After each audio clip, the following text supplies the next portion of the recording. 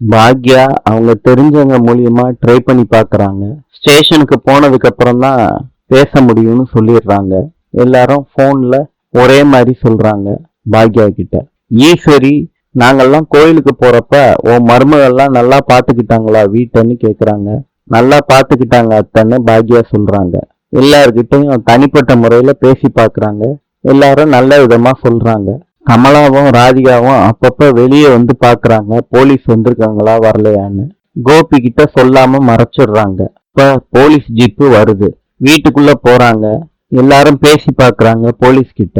Police அவங்கள arrest பண்ணிட்டு தான் போவேன் அப்படின்னு சொல்றாங்க. ரொம்ப வாக்குவாதம் ஏற்படுது. அப்ப ஈஸ்வரி என்ன ஏதுன்னு கேக்குறாங்க. நாங்க உங்களை தான் தேடி வந்தோம்னு போலீஸ் அரெஸ்ட் பண்றாங்க ஈஸ்வரிய. அப்பயும் நிறைய கேட்டு பாக்குறாங்க. எதா இருந்தாலும் ஸ்டேஷன்ல வந்து பேசுங்க அப்படின்னு சொல்லிட்டு ஈஸ்வரிய வேன்ல கூட்டிட்டு போறாங்க. பார்த்துட்டு ராதிகா போயிடுறாங்க. அப்பதான் கோபி வெளியே வர்றாரு.